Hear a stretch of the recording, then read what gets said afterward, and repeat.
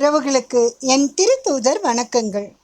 நீங்கள் பார்த்து கொண்டிருப்பது டிவைன் விஸ்டம் மினிஸ்ட்ரீஸ் வழங்கும் திருத்தூதர் தொலைக்காட்சி மற்றும் இணைய வானொலியின் ஞான வானொலி நிகழ்ச்சியில் உங்களுடன் உங்கள் ஜோசி. வணக்கம் அன்பு உறவுகளே, எல்லோரும் நலமா? நானும் இங்கே நலமாக இருக்கேங்க. இப்போ நம்ம நிகழ்ச்சிக்குள்ளே போகலாமா? வழக்கம் போல் அழகான ஒரு சின்ன கதை கேட்போமா?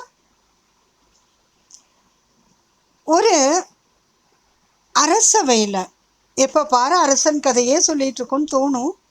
ஆனால் அதில் தான் நமக்கான நியாயங்கள், கருத்துக்கள் நிறையா கிடைக்கும்.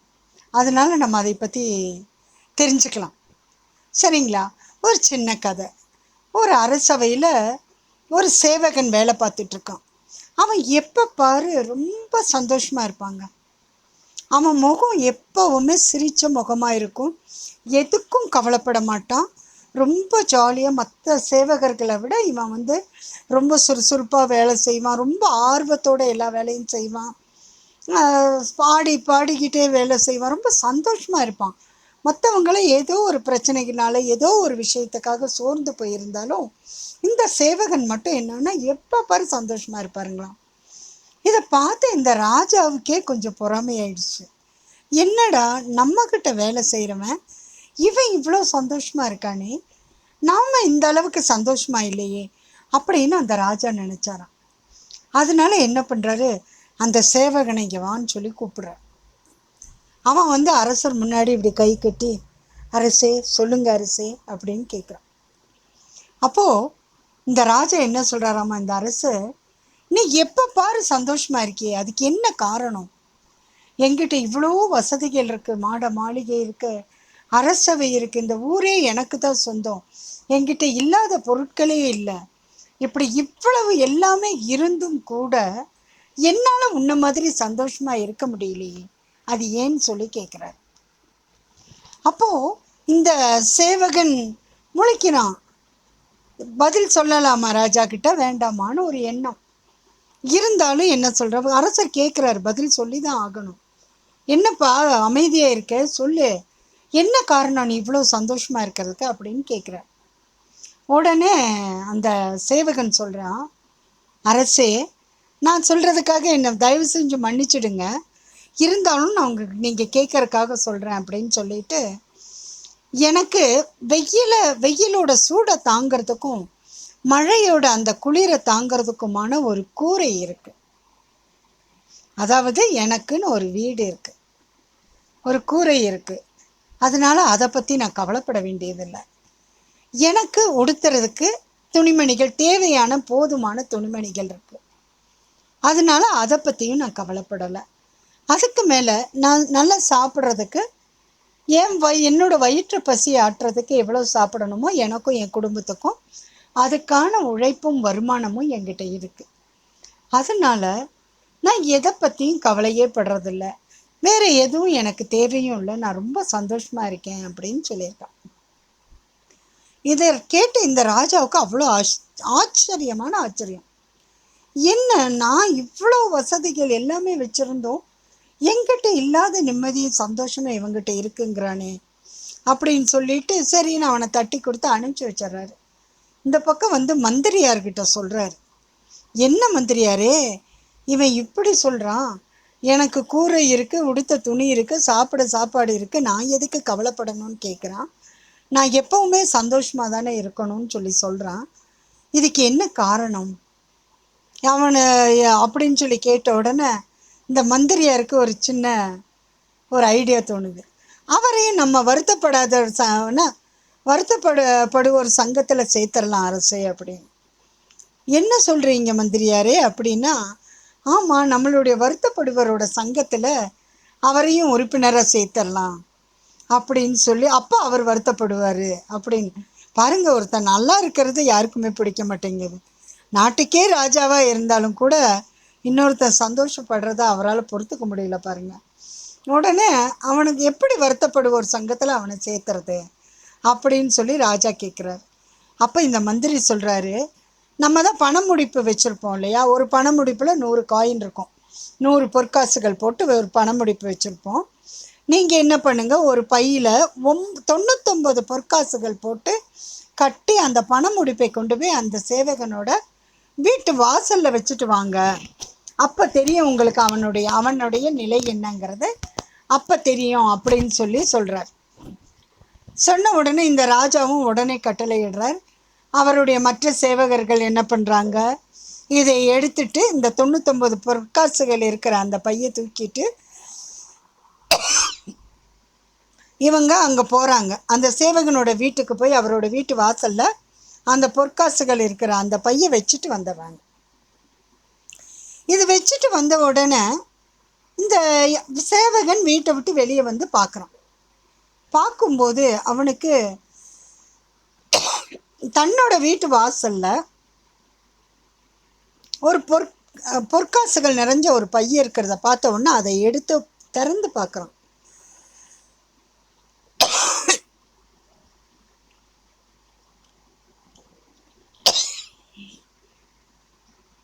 திறந்து பார்த்து என்ன செய்கிறான்னா, உடனே அதில் இருக்க காசுகளை எடுத்து எண்ண ஆரம்பிக்கிறான். வரிசையை 1 2 3ன்னு எண்ணிகிட்டே இருக்கும்போது 99 காசுகள் வருது, ஒன்று குறையுது.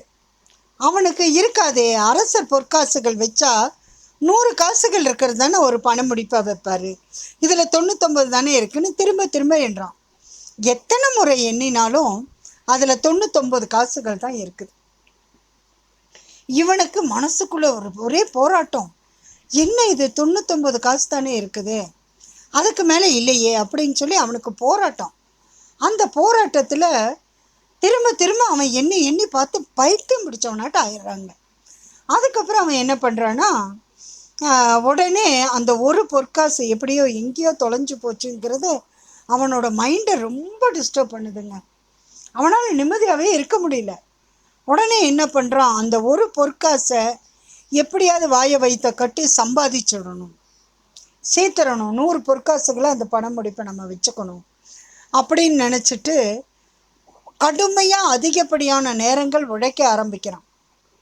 வீட்டில் இருக்கிறவங்களையெல்லாம் திட்ட ஆரம்பிக்கலாம். உங்களுக்கெல்லாம் பொறுப்பு இல்லை, யாருக்குமே அக்கறை இல்லை, நம்ம இன்னும் ஒரு பொற்காசு சேர்த்தணும், அதுக்கான பணம் சேரணும், எல்லாரும் நல்லா கடுமையாக உழைங்க. குழந்தைகளை திட்டுறான், மனைவியை திட்டுறான், குடும்பத்தில் இருக்க பெரியவங்களையெல்லாம் திட்டுறான். அந்த ஒரு பொற்காசுக்காக இவனோட மனமே மாறி போதுங்க. சாப்பாடு இல்லை, தூக்கம் இல்லை, உடம்பு மெலிஞ்சு போயிடுது, அதிகப்படியான உழைப்பு, அவனால் உடம்புல சக்தி இல்லாமல் போகுது. எல்லாமே போய் கடைசியில் இந்த சேவகன் பாருங்க அப்படியே ரொம்ப நொந்து போய் வாழ்க்கையே தலைகீழ மாறிடுதுங்க. எந்த அளவுக்கு அவன் சந்தோஷமாக ஜாலியாக இருந்தானோ அதை விட 100 மடங்கு அதிகமாக வேதனைப்படுற ஒரு ஆளாக அவன் மாறிட்டான். இதை கேள்விப்பட்ட அரசு அந்த மந்திரிகிட்ட சொல்கிறாரு, என்ன அரசு, என்ன மந்திரியாரே இந்த மாதிரி ஆயிட்டானே இவன் அப்படிங்கும்போது மந்திரியார் சொல்கிறார், அவரும் நம்மளுடைய வருத்தப்படுவோர் சங்கத்தில் ஒரு உறுப்பினராக ஆயிட்டாருங்க அரசே அப்படின்னு சொல்கிறாரு. அப்போ இந்த ராஜாவுக்கு ரொம்ப வருத்தமாக போகுது. எவ்வளோ சந்தோஷமாக நல்லா இருந்த மனுஷன், அவனை ஒரு பொற்காசுகளை கொடுத்து அவனோட வாழ்க்கையவே நம்ம தலைகீழாக மாற்றிட்டோமேன்னு சொல்லி அவனுக்கு இனி ஒரு பொற்காசு, அவனை அழைச்சிட்டு வந்து இனி ஒரு பொற்காசுகளை கொடுத்து போய் சந்தோஷமாக இருன்னு அவனை அனுப்பி வச்சிடறாரு. அதுக்கப்புறம் அவனும் நிம்மதியாக போயிடுறான். இது தாங்க கதை. பாருங்க, காசு நமக்கு தேவையானதோடு அளவாக இருக்கும்போது நம்மக்கிட்ட நிம்மதி, சந்தோஷம் எல்லாமே கூட இருந்துச்சு. கொஞ்சம் அளவுக்கு அதிகமாக வந்த உடனே அந்த நிம்மதி காணாமல் போயிடுச்சு. பார்த்தீங்களா எப்படி எவ்வளோ சந்தோஷமாக இருந்த அந்த மனுஷன் ஒன்றுமில்லாத மாதிரி ஆயிட்டான், பைத்தியக்கார மாதிரி ஆயிட்டான், நோயாளி ஆயிட்டான். அவன் கையில் இருக்க 99 பொற்காசுகளை வச்சு அவன் என்ன வேணாலும் பண்ணியிருக்கலாம், எவ்வளோ ஆடம்பரமாக சந்தோஷமாக வேணாலும் வாழ்ந்திருக்கலாம். ஆனால் அந்த 99 பொற்காசுகள் அவனுக்கு பெருசாக தெரியல. அந்த ஒரே ஒரு பொற்காசு காணுங்கிறத தான் தேடி தேடி வாழ்க்கையவே தொலைச்சிட்டான். இது தாங்க நம்ம வாழ்க்கையும். இப்போ ஒரு பாடல் கேட்போமா, அதுக்கப்புறம் நம்ம நிகழ்ச்சிக்குள்ளே வரலாம்.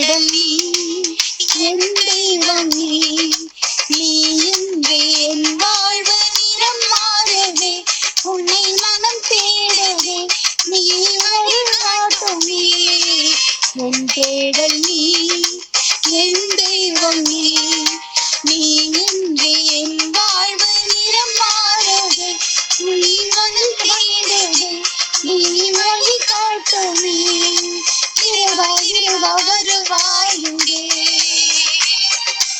இதயம் முழுவதும் அமர்வாய் இங்கே, இறைவா இறைவா வருவாய் இங்கே, இதயம் முழுவதும் அமர்வாய் இங்கே.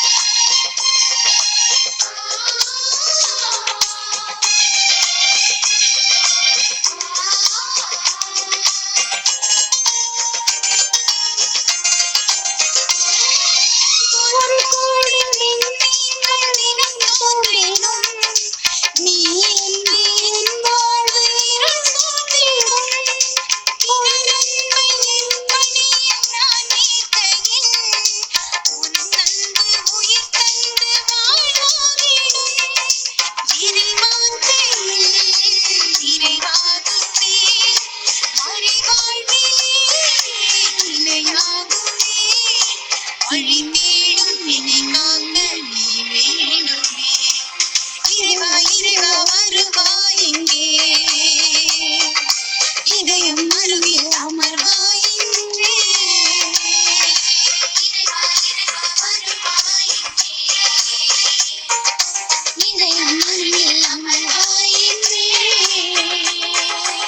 உன் தேடல் நீ என் தெய்வம் நீ, நீ இன்றி என் வாழ்வு நிறம் மாறுதே, நீ மனம் தேடுதே, நீ வழிகாட்டும் நீ.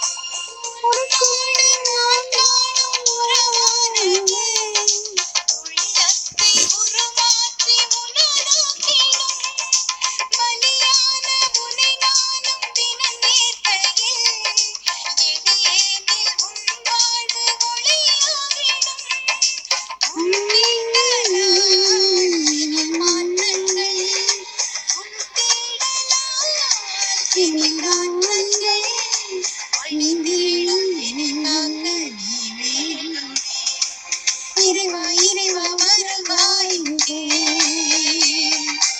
இதயம் அருகில் அமர்வாய் இங்கே, இறைவா இறைவா வருவாய் இங்கே, இதயம் அருகில் அமர்வாய் இங்கே. என் தெய்வம் நீ என் தெய்வம் நீ, நீ இன்றி என் வாழ்வு நிறம் மாறுதே, நீ மனம் தேடுதே, நீ வழிகாட்டும் நீ, உன் தேடல் நீ என் தெய்வம் நீ, நீ இன்றி என் வாழ்வு நிறம் மாறுதே, உன்னை மனம் தேடுதே, நீ வழிகாட்டும் நீ, இறைவா இறைவா வருவாய் இங்கே, இதயம் நுழைந்து அமர்வாய் இங்கே, இறைவா இறைவா வருவாய் இங்கே, இதயம் மகிழ்ந்து அமர்வாய் இங்கே, இறைவா வருவாய் இங்கே, இதயம் மகிழ்ந்து அமர்வாய் இங்கே. அன்பு உறவுகளே, அருமையான பாடல் இல்லை? நம்ம கதைக்கு வரலாமா? அந்த கதையில் என்ன கேட்டோம் நம்ம? அந்த ஒரு பொற்காசுக்காக தன்னுடைய நிம்மதி, சந்தோஷம், வாழ்க்கை மொத்தத்தையும் இழந்துட்டான். இது எப்படி நம்ம வாழ்க்கைக்கு பொருந்தும்? அவனுக்கு ஒரு காசு கிடைக்கல, அவன் தேடினா வாழ்க்கை போச்சு. இது எப்படி நமக்கு பொருந்தும்? கொஞ்சம் சிந்திக்கலாமா? நமக்கும் நம்ம வாழ்க்கையில் கடவுள் நமக்கு எவ்வளோ நல்ல விஷயங்களை கொடுத்துருக்கார் தெரியுமா? நல்ல அழகான குடும்பத்தை கொடுத்துருக்காரு, நல்ல வாழ்க்கையை கொடுத்துருக்காரு, நமக்கான எல்லா தேவைகளையும் கடவுள் பார்த்து பார்த்து பண்ணிட்டு இருக்காரு. நல்ல உடல் நலத்தை கொடுத்துருக்காரு, நல்ல ஒரு ஆரோக்கியமான உடல் நலம், அழகான தோற்றம், நமக்கு தேவையான எல்லா விஷயங்களையும் கொடுத்துருக்காரு. அவரை நமக்கு துதிக்கிறதுக்கு அழகான ஆலயங்களை கொடுத்துருக்காரு. மனசுக்குள்ள நம்ம அவரை நினைச்சா நமக்காக ஓடி வந்து உதவி செய்கிற அளவுக்கு நமக்கான மனப்பக்குவத்தை அவர் கடவுள் கொடுத்துருக்காரு. எல்லாமே இருந்தும் நாம் என்ன பண்ணுறோம்? சந்தோஷப்படுறோமா? எல்லா மக்களும் எப்பவும் சந்தோஷமா இருக்கமா? நான் சந்தோஷமா இருக்கேங்க. எனக்கு என்ன இருக்கோ அதை வச்சு நான் ரொம்ப சந்தோஷமா இருக்கேன். ஆனால் இதே வார்த்தையை எல்லாராலையும் சொல்ல முடியுமா? ஒரு நிமிஷம் யோசிங்களேன். உங்களால் சொல்ல முடியுமா? நம்ம என்ன பண்ணுறோம்? நானும் கொஞ்ச நாளைக்கு முன்னாடி வரைக்கும் அப்படிதான். என்ன பண்ணுறோம்? மற்றவங்க கிட்ட இருக்கிறதெல்லாம் தனக்கு வேணும்னு ஆசைப்பட ஆரம்பிக்கிறோம். அடுத்தவங்களை பார்த்து பொறாமப்படுறோம். ஐயோ, அவங்ககிட்ட பெரிய கார் இருக்கே, என்கிட்ட இல்லையே. அவனுக்கு மாட மாளிகையாட்ட வீடு இருக்கே, எனக்கு இல்லையே. அவங்க இவ்வளோ அழகான ட்ரெஸ்ஸஸ் வச்சுருக்காங்க, நகைகள் வச்சுருக்காங்க, நிறைய பணம் வச்சுருக்காங்க, அதெல்லாம் எனக்கு இல்லையே.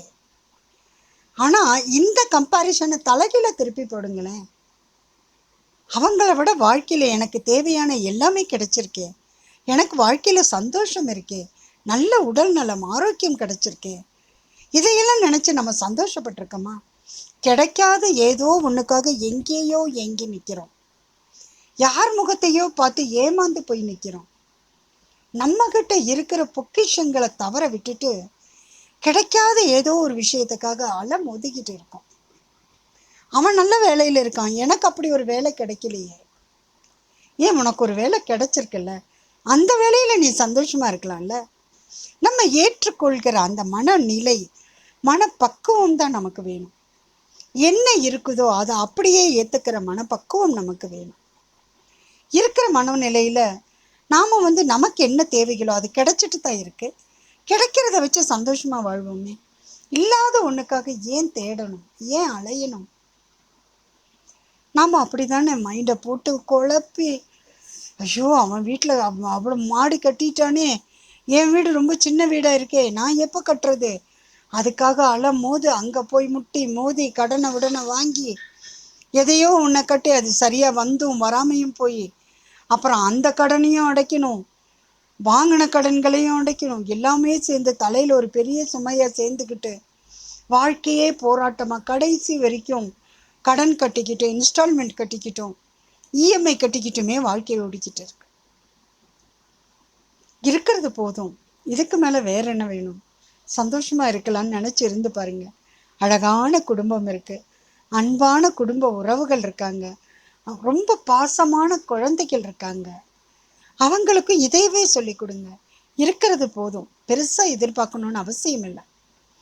பெரிய பெரிய கோடீஸ்வரங்கள்லாம் வீட்டுக்குள்ளே நிம்மதியாக உட்காந்துட்டு இருக்காங்கன்னு நினைக்கிறீங்களா? வெளியே பார்க்கறக்கு ஆடம்பரமாக இருக்கும், ரொம்ப தாம்பிகமாக வாழ ஆரம்பிச்சிட்ருப்பாங்க. ஆனால் அவங்க மனசுக்குள்ளே சுருங்கி போயிருப்பாங்க, அன்புக்காக ஏங்கிக்கிட்டு இருக்கவங்களா இருப்பாங்க.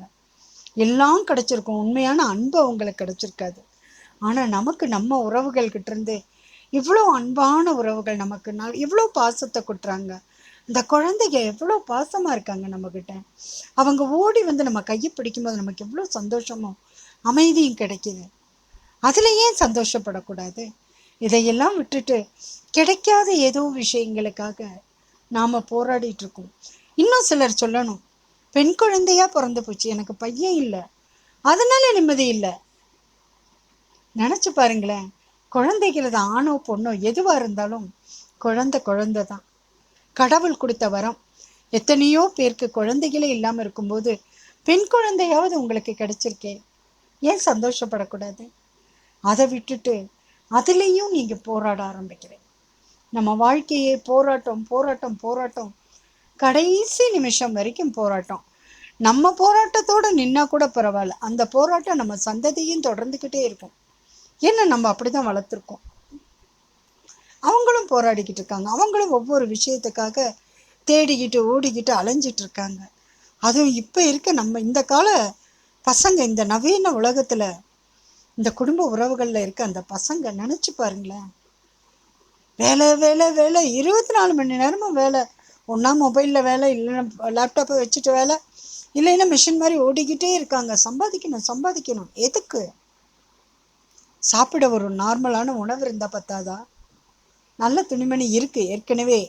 நம்ம சம்பாதிக்கிற சம்பாத்தியத்தில் என்ன வாங்க முடியுமோ அதை வாங்கி வச்சுருப்போம். நமக்கான வீடுகள் இருக்கும், நமக்கான ஒரு இடம் எங்கேயோ கண்டிப்பாக இருக்கும். இன்னும் அதிகமாக சேர்த்துறேன், இன்னும் அதிகமாக அவனை போல வாழணும், இவனை போல வாழணும்.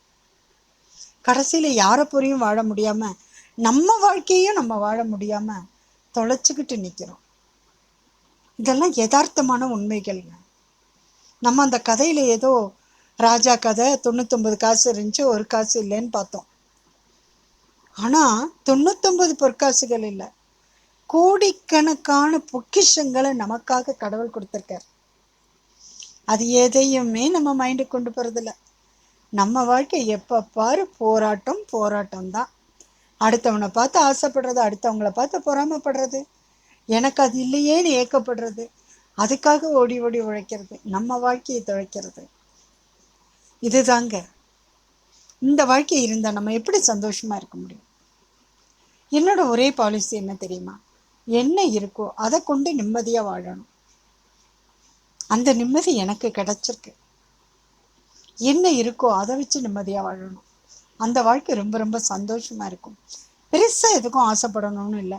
சின்ன சின்ன ஆசைகள் எல்லாருக்கும் வர்றது உண்டு தான், அதே மாதிரி தான் நமக்கும்.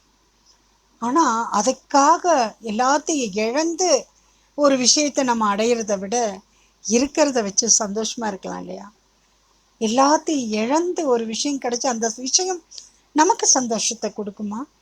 கைக்கு கிடைக்கும்போது பார்த்தா அதுவுமே வெறுமையாக தெரியும். நம்மகிட்ட இருந்த எல்லா உறவுகளும் நம்ம விட்டு போயிருக்கும், எல்லா நல்ல விஷயங்களும் நம்மளை விட்டு போயிருக்கும். நிம்மதி இல்லாத வாழ்க்கை தேவையா? நினச்சி பாருங்களேன், யோசிச்சு பாருங்களேன். எப்போ பாரு சொல்கிற தராக மந்திரம் யோசிச்சு பாருங்க, அப்போதான் உங்களுக்கு புரியும். யோசிக்கலாமா? என்ன யோசிக்க போகிறோம்? நம்மக்கிட்ட நீங்கள் வேணால் ஒரு 5 நிமிஷம் உட்காந்து யோசிங்க. நான் எப்பவும் சொல்கிற மாதிரி தினமும் ஒரு 5 நிமிஷம் உங்களுக்காக செலவிடுங்க. 5 நிமிஷம். அந்த 5 நிமிஷத்தில் உங்களுக்கு உங்கள் வாழ்க்கையில் என்னெல்லாம் கிடச்சிருக்கு, எப்படியெல்லாம் அதை வச்சு நீங்கள் சந்தோஷமாக இருக்கலாம் யோசிச்சு வாழுங்களேன். இல்லாத விஷயங்களை கண்டுக்காதீங்க.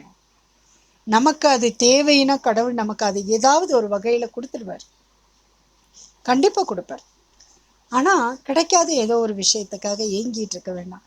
நம்மக்கிட்ட என்னெல்லாம் நல்ல விஷயங்கள் இருக்குது, நல்ல குணங்கள் இருக்குது, நமக்கு நல்ல உறவுகள் இருக்குது. கடவுள் நமக்கு என்னெல்லாம் பொக்கிஷங்களை கொடுத்துருக்கார். நல்ல அம்மா அப்பா, அன்பான குழந்தைங்க, நல்ல கணவன் மனைவிகள், இப்படி தாத்தா பாட்டின்னு உறவுகள் அவ்வளவு இருக்குது. பேசி பாருங்களேன் அவங்கக்கிட்ட எல்லாம். அதை விட பெரிய சந்தோஷம் வேறு ஒன்றுமே கிடைக்காதுங்க, இருக்காது, வேறு எதுவுமே இருக்காது. இந்த மாதிரி உறவுகள் இதையெல்லாம் தேடி பாருங்க. அதை விட்டுட்டு கிடைக்காத பொண்ணுக்கும் பொருளுக்கும் சந்தோஷத்துக்குமாக வெளி உலகத்தில் அலையாதீங்க. வாழ்க்கையை தொலைச்சி வாழ்க்கையை இழந்துட்டு ஒன்றும் இல்லாமல் நிற்கிற நிலைமை நமக்கு வேண்டாம். சந்தோஷமாக இருக்கலாமா? நமக்கு இத்தனை விஷயங்களை கொடுத்த கடவுளுக்கு நம்ம நன்றியும் சொல்லணுங்க. சொல்லலாமா? நன்றியால் துதி பாடு நம் இயேசுவை நாவாலே என்றும் பாடு. நன்றியால் துதி பாடு நம் இயேசுவை நாவாலே என்றும் பாடு. எவ்வளோ அழகான பாடல், கேட்டு பாருங்க. இத்தனை விஷயங்களை கொடுத்த கடவுளுக்கும் நன்றி சொல்லுவோம். நம்ம வாழ்க்கையும் சந்தோஷமாக அமைச்சுக்கலாமா? சரிங்க, நாளைக்கு பார்ப்போம். நீங்கள் பார்த்து கொண்டிருப்பது டிவைன் விஸ்டம் மினிஸ்ட்ரிஸ் வழங்கும் திருத்தூதர் தொலைக்காட்சி மற்றும் இணைய வானொலியின் ஞான வானொலி நிகழ்ச்சியில் உங்களுடன் உங்கள் ஜோசி. வணக்கம் அன்பு உறவுகளே, மீண்டும் நாளை சந்திக்கலாம். நன்றி.